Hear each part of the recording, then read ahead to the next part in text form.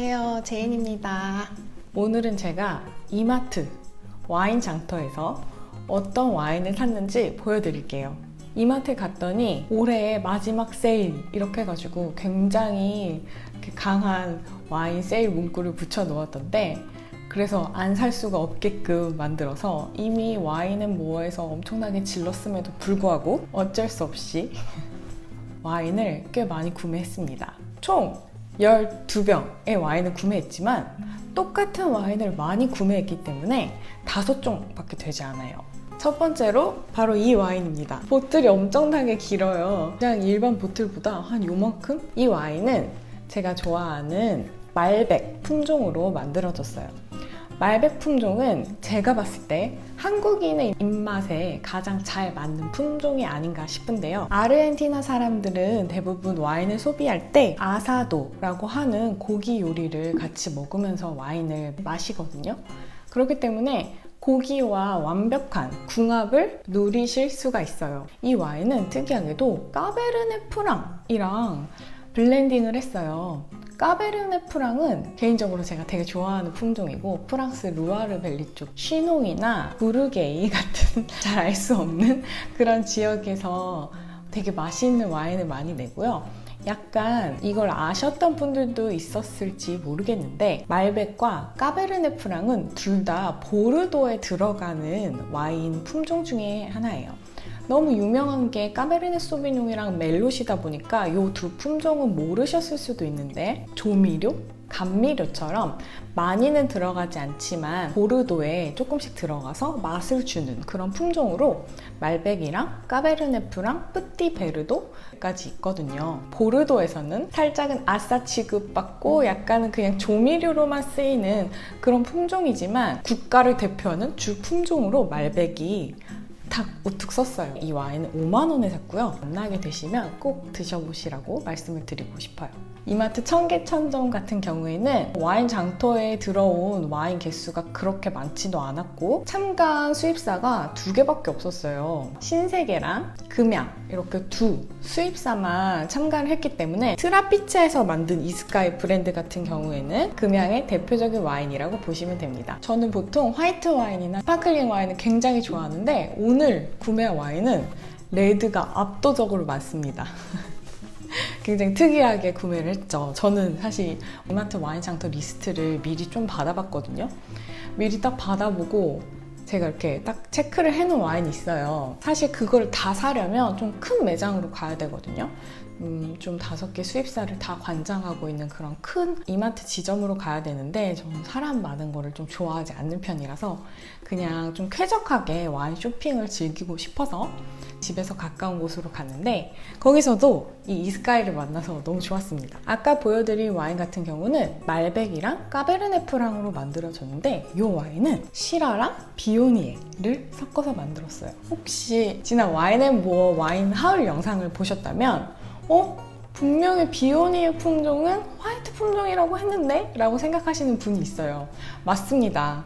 여기는 바로 이 화이트 품종을 섞어서 만들어요. 제가 제일 좋아하는 프랑스 와인인 론 지역에 꼬뜨로띠라고 하는 지역이 있거든요. 거기가 세계적으로도 시라를 가장 잘 만드는 지역이라고 굉장히 유명한데, 그 지역의 특징이 이렇게 화이트 와인인 비오니에를 조금 섞을 수 있는 그런 법적인 권한이 있어요. 제가 또 이 WSET를 공부하면서 비오니에가 딱 시험 문제에 나왔었거든요. 그렇기 때문에 제가 당당하게 말씀드릴 수가 있는데, 비오니에는 일단 향이 굉장히 좋아요. 향이 너무 좋기 때문에 여기에 섞어 들어갔을 때 시라에 조금 더 꽃향기를 넣어줄 수 있는 역할을 하고요. 두 번째로는 되게 특이하게도 화이트 품종임에도 불구하고 시라와 섞었을 때 오히려 와인의 색상을 더 진하게 만들어주는 효과가 있어요. 이거를 뭐 코피그먼테이션 이런 식으로 말을 하긴 하는데, 어쨌든 화이트가 들어감에도 더 묽어지지 않고 색깔은 더 진하게 만들어주는 효과가 있는 거죠. 그리고 세 번째로, 옛날에 어떤 연유인지는 몰라도 꼬뜨로띠 밭에 중간중간에 이제 옆에 꽁드리오 밭에서 날라온 비오니에가 틈틈이 자랐다고 해요. 근데 수확을 할 때 그거를 빼고 하기가 너무 귀찮잖아요. 꼬뜨로띠를 뭐 한번 보셨거나 하시는 분들은 아시겠지만 꼬뜨로띠가 어마어마하게 가파른 포도밭이거든요. 그렇기 때문에 거기를 또 다시 가서 따는 거는 굉장히 귀찮은 일이어서 그냥 비오니에가 있으면은 같이 수확을 해서 그냥 와인을 만들었다. 그걸 필드 블렌딩이라고 하거든요. 그냥 현장에서 나는 어떤 품종이든 상관없이 다 섞어서 만드는 스타일. 호주에서 되게 유명한 생산자인 얄룸바에서도 이렇게 시라와 비오니에를 섞어서 만들고 있고요. 아르헨티나에서는 바로 요 이스카이가 그런 식으로 만드는 와인 중에 하나고요.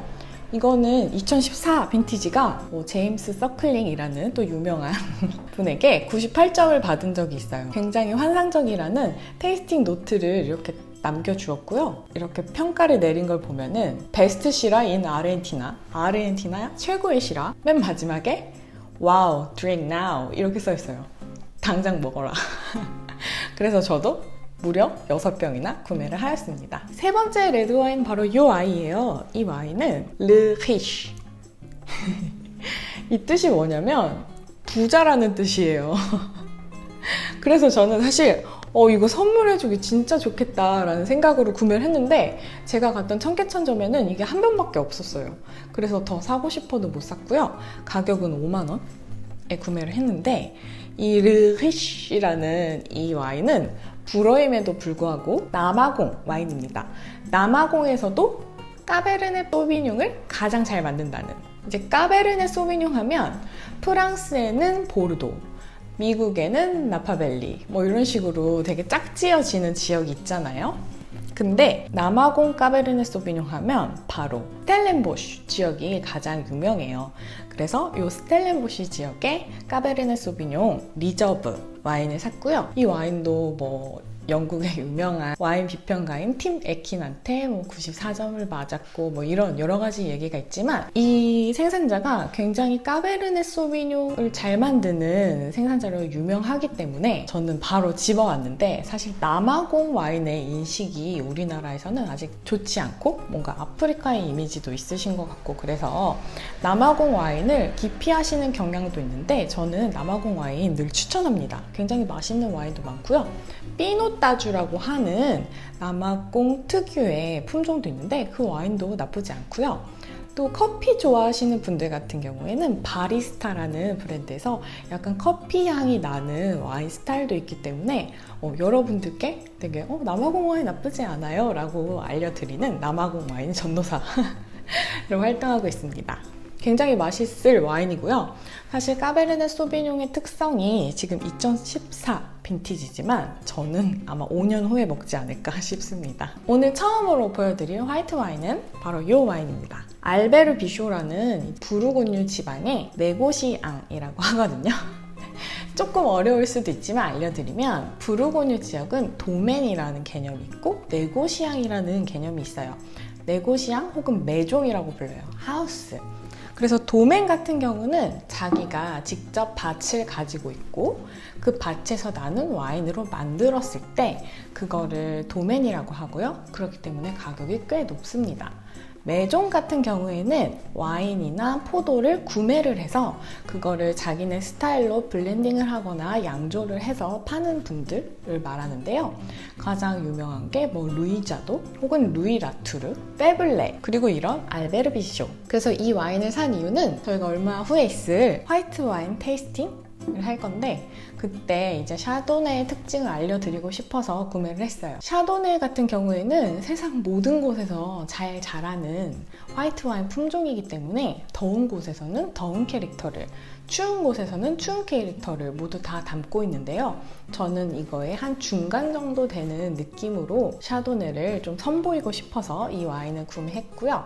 사실 샤도네는 다른 품종이랑 비교해서 먹는 것보다는 샤도네 하나를 딱 집어서 뭐 가장 추운 지역의 샤블리부터 혹은 샴페인 블랑 드 블랑, 미국 나파밸리의 샤도네라던가 굉장히 더운 지역의 샤도네, 그리고 고급진 호주의 마가린 리버 샤도네 같은 거, 그런 거를 다 같이 시음해 보시는 거를 좀 추천드리는 편이에요. 프랑스에서는 조금 더운 지역인 마공, 그러니까 우리가 샤도네로 유명한 뭐 메르소라던가 필리니 몽라쉐, 사샤느 몽라쉐 같은 정말 3대장 샤도네보다는 훨씬 더운 지역에서 생산이 되고 있는 이 막공 와인을 구매했습니다. 마지막으로 저는 와인 초보자분들께 항상 이 와인을 추천을 드리고요. 제가 강의를 나갈 때도 항상 마지막에 10,000원이 안 되는 것서부터 뭐 20,000원, 30,000원대까지 이 정도에서만 그 마트별 최강점 와인을 선정해 드리는데요. 거기에 들어있는 와인이 바로 이 와인입니다. 제가 왜 이 와인을 추천해 드리느냐? 일단은 소비뇽 블랑의 캐릭터를 가장 잘 보여주는 것 같아요. 뉴질랜드에서 가장 유명한 소비뇽 블랑이 나는 말보로 지역에서 난 소비뇽 블랑이고요. 자몽향이 굉장히 잘 올라와요. 사실 소비뇽 블랑은 추운 지역으로 가면 굉장히 풋내, 피망 냄새, 잔디향 이런 것이 굉장히 많이 올라오는 반면에 더운 지역에 가면은 좀 더 열대 과실 향이라던가 이런 자몽향 같은 게 많이 올라와요. 근데 초보자분들께서는 대부분 좀 진득한 과실향을 선호하는 경향이 있기 때문에 이 와인을 추천드리고요. 몇 년 전만 해도 뉴질랜드 소비뇽 블랑이 30,000원 이하로 살 수 있는 경우는 거의 없었어요. 근데 최근에는 FTA도 되고 여러 수입사들이 대량으로 물량을 가져오면서 가격이 많이 다운이 돼서 10,000원대 소비뇽 블랑도 이렇게 만나보실 수가 있는 거죠. 겨우 뭐 저도 15,800원으로 구매를 했기 때문에 정말 저렴한 가격에 따서 먹기 좋은 이런 스크류캡으로 나와 있고, 제가 와인 강의를 가면 되게 많은 분들이 이 스크류캡이 코르크보다 못한 품질을 가지고 있다고 확신을 하고 계신 분들이 계신데요. 아닙니다. 뉴질랜드나 호주에서는 스크류캡으로 정말 비싼 와인들도 마감을 하는 경우가 많아요. 그렇기 때문에 이게 품질이라고 생각하지 마시고 오히려 저 같은 경우는 간편하게 딸 수 있어서 좋다라는 생각을 하거든요. 그래서 부담 없이 싼 와인이라는 인식을 버리시고 구매해 주시는 것을 추천드립니다. 여기까지 봐주셔서 감사하고요. 또 인사드릴게요. 빠이!